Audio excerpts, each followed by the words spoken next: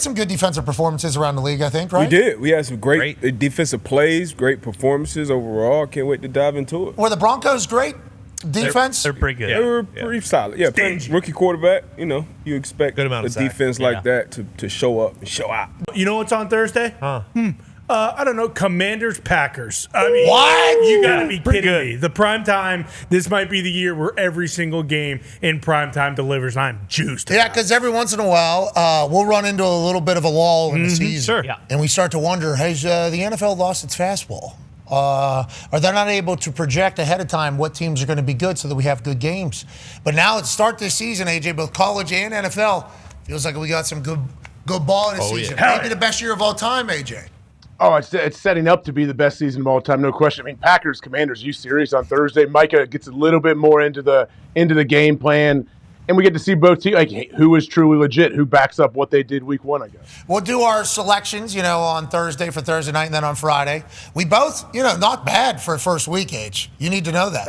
I don't know if I did great. What did I do? Not bad, dude. 500. Look at you. Take You're it. seeing it. Seeing the field. I'll tell you what, I might be. Now, with that being said, I waffled on 4 or 5 of these picks, and I think they all went the right way. Yeah, There's certainly a time where you're going to waffle and they're going to go the wrong way. Yeah. And shout out to us getting the best line, too, AJ. We'll continue to do that all season. But you at 500 week one, we should be happy about it, AJ. This is good news because there's been some times where both of us have started, 3 for in that thing. I think I've won 1 or 2 games before early in the season, no question. Yeah, because who knows what we're looking at? Nobody knows. Hard. And early on the games. Like the Giants. Sometimes, too. And they've been great. Go ahead, AJ. Sorry, I took a shot in the Giants at +6, and we had a lot of hope coming out of camp with them, didn't we? We felt like everything was good, and unfortunately, it didn't happen. Well, that sounds like an overreaction there from him after one game saying the Giants might be dead. Russell Wilson doesn't even have a start. Let's go to the next overreaction from Ty. Hashtag I don't want to overreact, but it's destiny.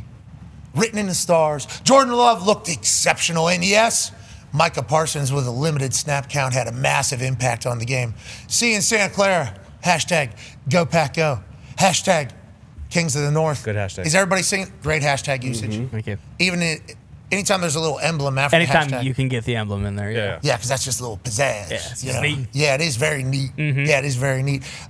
Is this how every Packers fan feels? Yes. Micah Parsons gets traded to you guys. You all think you're going to win the Super Bowl, and then first game goes the way it goes against a Detroit Lions team that is normally good against you guys, and you have your way with them. You guys feel great. Yeah, without a doubt. I mean, I think everyone was still kind of, and no one knew how much Micah was actually going to play.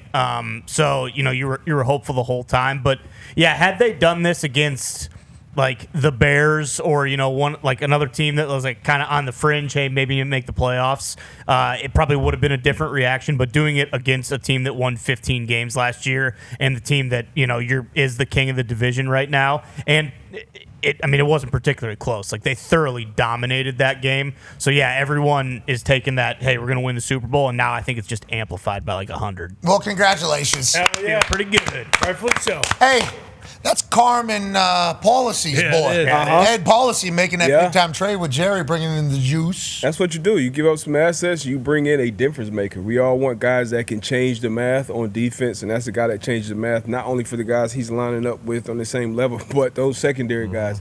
You bringing in Micah Parsons, that's going to upgrade everyone on the back end. So you got a defense still wins championships. You obviously have an offense that can score. I don't think that's an overreaction, Ty. Yeah, there are moments where, and we talked about this a little bit before, there are moments where you forgot like Penei Sewell was on the field. And I can't say enough about Boz. Man, our kicker is a serial killer. Man, he got a low pulse rate. He can't wait to deliver. That last line, I think, is the most important one. He can't wait to deliver. Whenever you talk about kickers, you talk about the mental capacity of it all. The fact that Tomlin can feel the fact that this dude wants to come out here and hit that. That's what separates, like Adam Vinatieri from like me or guys that weren't like great kickers but good kickers. Boz has been so good for so long. Danny Smith is chewing on his gum with delight knowing that Boz is there. And there was a little bit of a contract thing going on before the season with him, AJ. So the fact that he was able to block all that out and knock one of those home, and Tomlin describes him as a serial killer, which is a great compliment for a kicker. What if it's a Steelers year, AJ? What if it is the Steelers year? I mean, they sure look good to me, but with going back to Boswell, it's true. Like Tomlin knows we've all seen people like say you're running a drill in practice and there's a guy who's a monster who's killing everybody. And they're real slow to get an opponent versus that kid. You know, a lot of times no one wants to jump up and challenge that big kid. Boz seems like the kid that's going to be jumping to the front of the line, going 10 times in a row, trying to challenge himself against that biggest kid. So I'm sure Boz said, "Hey, I'll make it from 70. I don't care. You guys don't need to get any farther. Here we go. Let's go. Wherever I'm at, I'm going to make that thing." And what an absolute weapon to have as your kicker, to be that guy. I agree. You know what? Things happen on the show all the time where people say stuff and then it happens. And I was thinking of that during the game yesterday because I needed a lot of hope. Yeah, there's a lot of points being scored against Pittsburgh Steelers defense. Didn't love It's it. very abnormal. Didn't love it. But Mike McCarthy's saying a lot of those games are going to be very close. Right. And it's going to come down to Aaron in 2 minutes drill, and he gets it down. Obviously, 60-yard field goal is a long way. They lose 2 yards in the down right before that. Yeah. Game. But nonetheless, Pittsburgh Steelers win. Yinzers are jacked up. Now, they watch the Colts do what the Colts did, too, so they know there's levels to this exactly. right now after week 1. Let's go to the next overreaction. Speaking of that, from Jonathan May at Jonathan May 2434. Hashtag I don't want to overreact, but the Colts aren't just winning games. They're rewriting destiny. This squad looks ready to run the table, go undefeated, and bring the Lombardi back home for Jim Irsay. Forget movie magic. This isn't Indiana Jones on a big screen. This is real life. Indiana Jones gets to the bottom of it. I appreciate what Jonathan May's saying here, Ty. Yeah, and there were a lot of people, alluding to the Indiana Jones thing. So that's great, but maybe let's not do that every single week. You talking about us? No, I'm saying You talking about Debo? I'm saying literally every single overreaction had some sort of Indiana Jones, play on words His to it. nickname now. But You're already sick of it. That's good. But yeah, I'm already sick of it. But I was thinking about it, and when you put everything together from what the Colts had going on this week, I don't think it is an overreaction as a Colts fan to feel this way. Going in, that all that stuff comes out okay, we're just gonna suck again. People pissed about Daniel Jones, and then that's on top of the added pressure to go out there and not just win but look good when they're honoring Irsay, and you have all these Colts legends back there. Can you imagine your mood or your how you would have been feeling? We've had homecoming type games before where a lot of legends are in the building. Freeney went in. I think it was big. Dallas went in. I think it was Glenn? big. Tarek. Tarek Tarek was big. They have those. This one, everybody. Yeah. Came to it, because it was Jim. And having Reg, Marv, even the older OGs, Bill Brooks was there.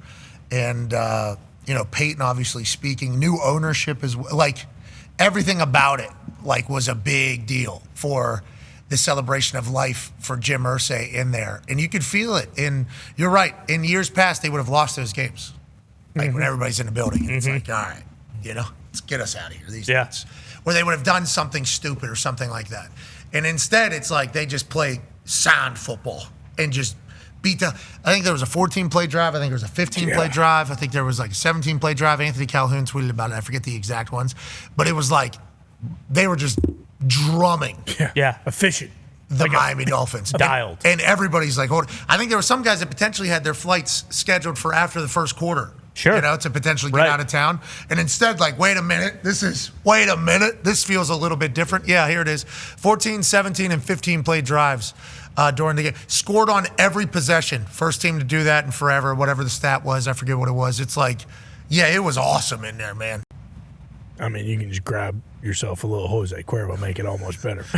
Playing a really good quarterback here. We got to continue to mold and grow forward. What should we think about this Baltimore Ravens defense after what they gave up to Josh Allen? I mean, that's tough. Whenever you are a defense and you are on the other side of a quarterback doing something historic, I have personal experience with that. Played against Big Ben in Heinz Field at the time, and I think he threw for 500, 6 touchdowns. That crazy. is correct. It was on the field, so that's never a good feeling. But long season ahead, you got a bunch of talent, a bunch of first rounders in that secondary. So yeah, as a fan, and Gambling Gary probably has some money on it too, but as a fan, you do think that you do lean on that to be one of your strengths of your team. But they will figure it out. They got the talent, they got the coaches. We're not keeping his seat warm for Chuck. When he's ready to come back, he'll come back after he hoists the Lombardi. But you got to get it done. And Josh Allen is a generational talent at the position.